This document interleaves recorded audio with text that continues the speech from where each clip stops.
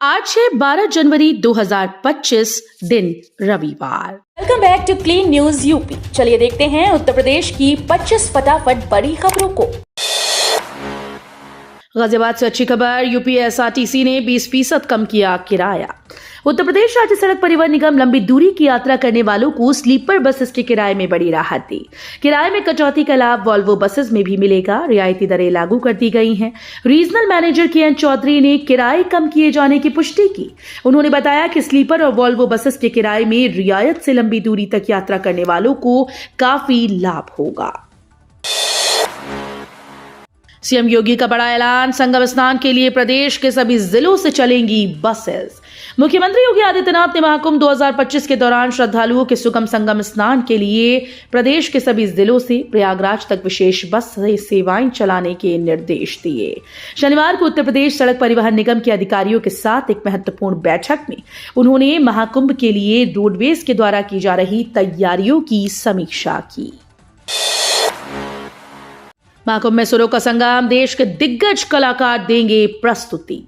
महाकुंभ के प्रथम स्नान पर 13 जनवरी से पूर्व पूरा संगम क्षेत्र वेद के ऋचाओं, मंत्रों और प्रवचन से गुंजित होने लगा है।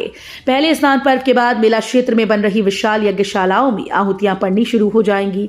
4000 हेक्टेयर मेले में बसे मेला क्षेत्र में बनी सैकड़ों यज्ञशालाओं में विश्व और जन कल्याण समेत विभिन्न विषयों पर करोड़ों आहुतियां पड़ेंगी। यूपी के 12,000 कर्मचारियों को नए साल का तोहफा, इन लोगों का बढ़ाया गया मानदेय।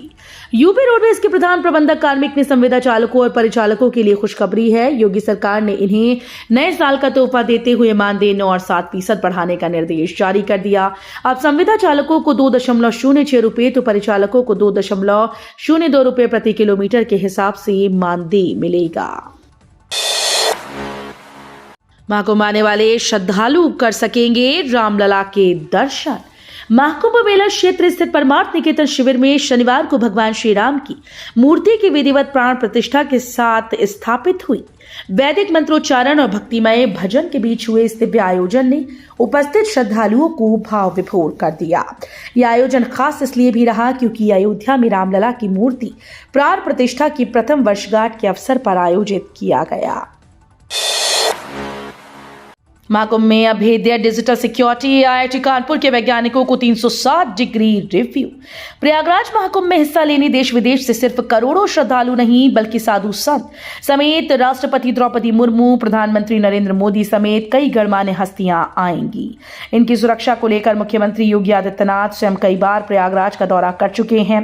महाकुंभ में तकनीक की मदद से सुरक्षा पुख्ता की गई है, कोई चूक न रह जाए, इसलिए 360 डिग्री रिव्यू की जिम्मेदारी आईआईटी कानपुर को सौंप दी गई। सीएम योगी ने मोहब्बत को किया सम्मानित। 1200 किलोमीटर दौड़ लगाकर अयोध्या पहुंचा 6 साल का बालक। उत्तर प्रदेश के मुख्यमंत्री योगी आदित्यनाथ ने भगवान श्री रामलला सरकार के श्री विग्रह की प्राण प्रतिष्ठा की प्रथम वर्षगांठ के उपलक्ष्य में आयोजित कार्यक्रम के बाद मंच पर 6 वर्षीय मोहब्बत नाम के लड़के को सम्मानित किया। लड़का पंजाब के पाकिस्तान बॉर्डर से सटे फाजिल जिले के अबोहर कस्बे से अयोध्या तक लगभग 1200 किलोमीटर दौड़कर पहुंचा है। प्राइवेट प्रैक्टिस करने वाले सरकारी डॉक्टर्स पर शिकंजा कसेगी योगी सरकार। यूपी में सरकारी मेडिकल कॉलेजेस, चिकित्सा विश्वविद्यालयों और अन्य स्वास्थ्य संस्थानों के डॉक्टर्स की प्राइवेट प्रैक्टिस पर फिर से शिकंजा कसेगा। सरकार ने सभी जिलाधिकारियों से इसका ब्यौरा तलब किया है। इस संबंध में डीएम को निर्देश जारी कर 7 दिन में रिपोर्ट मांगी गई। उनसे कहा गया कि यदि कोई सरकारी डॉक्टर निजी प्रैक्टिस करता मिला तो उसके खिलाफ कार्रवाई की संस्तुति सहित अपनी रिपोर्ट शासन को भेजें।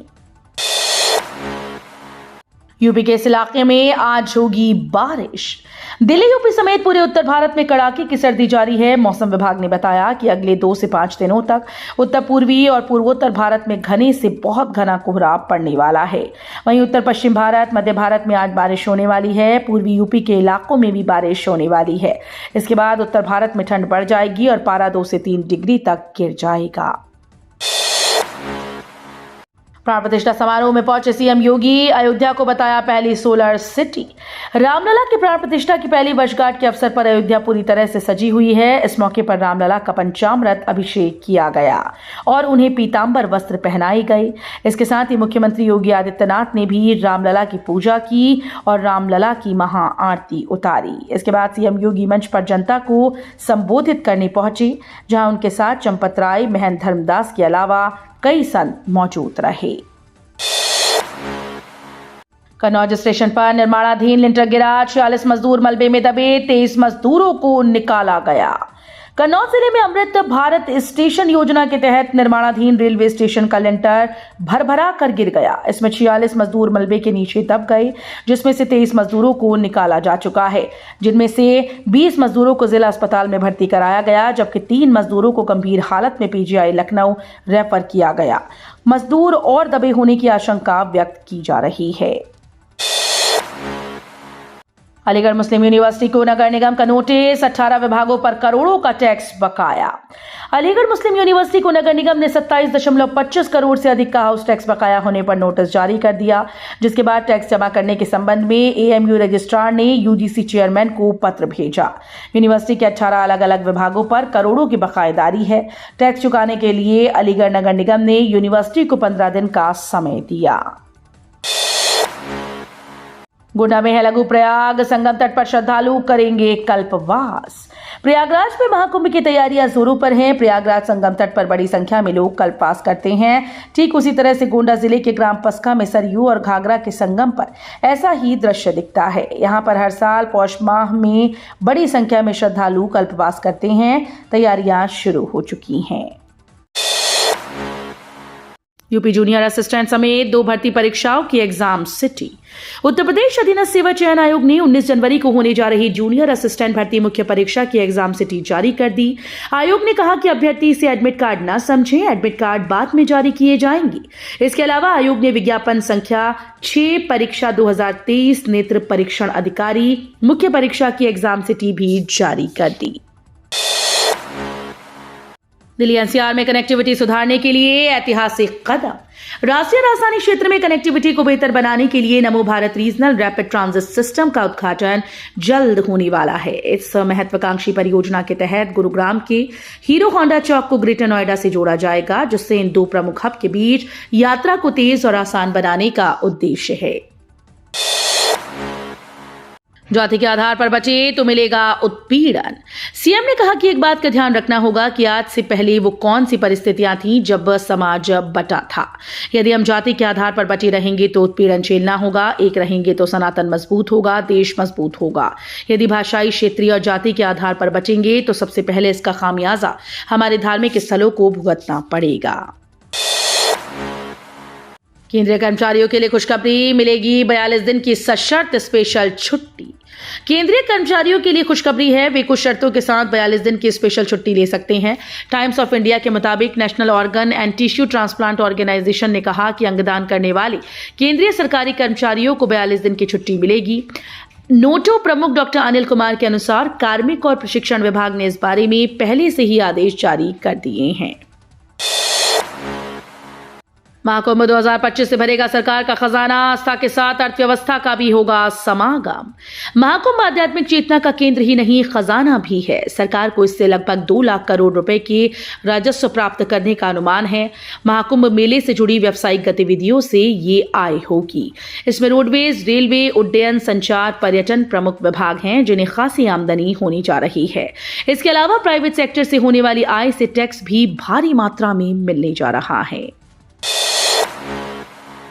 नोएडा में फ्लैट खरीदारों की समस्या।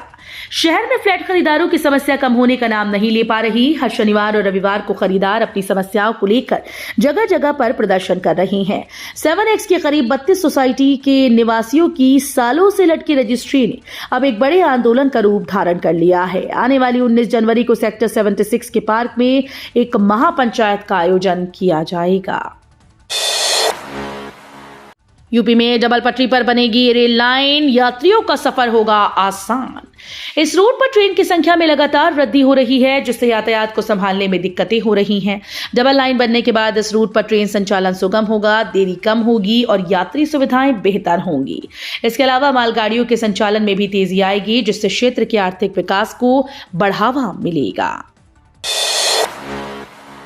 प्लूमेरिया गार्डन सोसाइटी में अवैध निर्माण, शिकायत के बावजूद कोई एक्शन नहीं। ग्रेटर नोएडा प्राधिकरण मुख्यालय से महज 500 मीटर की दूरी पर सेक्टर ओमिक्रॉन 3 स्थित प्लूमेरिया गार्डन स्टेट सोसाइटी में खुलेआम नियमों की धज्जियां उड़ाई जा रही हैं। यहां पेड़ों को काटकर अवैध निर्माण किया जा रहा है, लेकिन प्रशासन ने इस पर अब तक कोई ठोस कार्रवाई नहीं की है। सोसाइटी के निवासियों ने अथॉरिटी को दी गई शिकायत में यह आरोप लगाया कि सोसाइटी की AOA खुद अवैध निर्माण करा रही है। गेट के बाहर पेड़ों को काटकर दुकानें बनाई जा रही हैं। सीएम योगी को मिली जान से मारने की धमकी, महाकुंभ पर की अभद्र टिप्पणी। उत्तर प्रदेश के सीएम योगी आदित्यनाथ को जान से मारने की धमकी मिली है। आरोपी युवक ने सीएम योगी को मारने की धमकी फेसबुक पर दी। साथ ही उसने लिखा, हिंदुओं, ये जो तुम्हारा महाकुंभ आ रहा है, हम मुसलमान चैलेंज करते हैं कि उसे नहीं होने देंगे। ये धमकी भरा मैसेज मैजान रजा नाम की आईडी से आया है। सनातन धर्म भगवान राम पर की गई अभद्र टिप्पणी और मुख्यमंत्री योगी का सिर कलम करने की धमकी से हिंदूवादी संगठनों में आक्रोश है। यूपी में योगी सरकार ने 15 अफसरों के किए तबादले, लखनऊ, कानपुर, गाजियाबाद में बड़ा फेरबदल। यूपी में योगी सरकार की तबादला एक्सप्रेस लगातार चल रही है। IAS और IPS के बाद अब योगी सरकार दूसरे महकमों में भी अफसरों का ट्रांसफर कर रही है।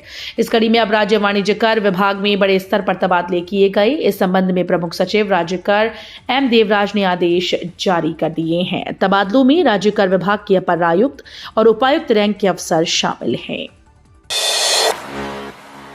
आधिकारिक तौर पर बोर्ड के सचिव होंगे देवजीत सैकिया। भारतीय क्रिकेट बोर्ड की रविवार 12 जनवरी को मुंबई में होने वाली विशेष आम बैठक में देवजीत सैकिया और प्रभतेज सिंह भाटिया को आधिकारिक तौर पर क्रमशः BCCI सचिव और कोषाध्यक्ष चुना जाएगा। BCCI के चुनाव अधिकारी और भारत के पूर्व मुख्य चुनाव आयुक्त अचल कुमार ज्योति ने मंगलवार को सूची को जब अंतिम रूप दिया तो सैकिया और प्रभतेज रिक्त पदों के लिए मैदान में एकमात्र उम्मीदवार थे। योगी सरकार इस साल फिर बढ़ाएगी गन्ने का मूल्य, FRP बढ़ाने पर सहमति, कैबिनेट जल्द लेगी फैसला। उत्तर प्रदेश सरकार इस साल फिर से उचित एवं लाभकारी मूल्य बढ़ाएगी। इसके लिए राज्य परामर्शी समिति ने सहमति दी। गन्ने का मूल्य 10 से 15 रुपए प्रति क्विंटल तक बढ़ाया जा सकता है। जल्द कैबिनेट इस पर फैसला लेगी। प्रदेश सरकार ने इससे पहले 2021-22 में विधानसभा चुनाव से ठीक पहले गन्ना मूल्य 25 रुपए प्रति क्विंटल की दर से बढ़ाया था। तो ये थी आज की 25 फटाफट बड़ी खबरें। अगर आपको न्यूज पसंद आई हो तो वीडियो को लाइक और शेयर जरूर करें। धन्यवाद।